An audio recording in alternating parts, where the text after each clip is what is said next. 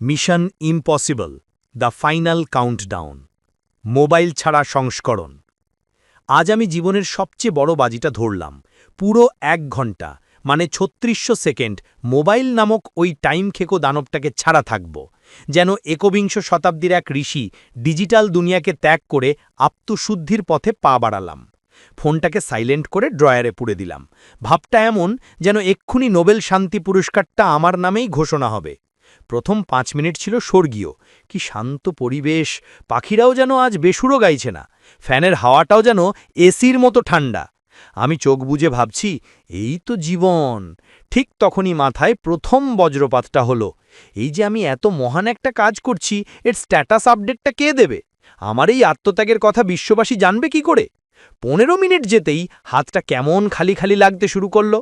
বুড়ো আঙুলটা নিজের অজান্তেই হাওয়ায় স্ক্রল করার চেষ্টা করছে। মনে হলো এই মুহূর্তে নিশ্চয়ই ইলন মাস্ক আমায় টুইটারে মেনশন করেছেন আর আমি রিপ্লাই দিতে পারছি না। আধ ঘন্টা পর আমার অবস্থা আরও সঙ্গীন। ঘরের টিকটিকিটার দিকে তাকিয়েও মনে হচ্ছে ওটা একটা নোটিফিকেশন আইকন, যেটা জ্বলছে নিভছে।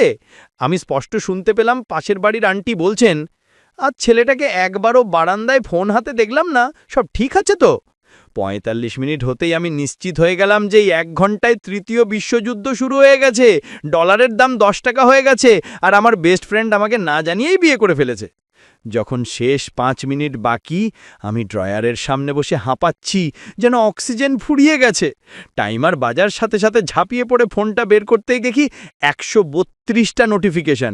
ভয়ে ভয়ে খুলতে দেখি ১২৯টা মেসেজ এসেছে ক্যান্ডি ক্রাশ থেকে, আর ৩টে ইমেল আমার নিজের ফোনের সার্ভিস প্রোভাইডারের কাছ থেকে।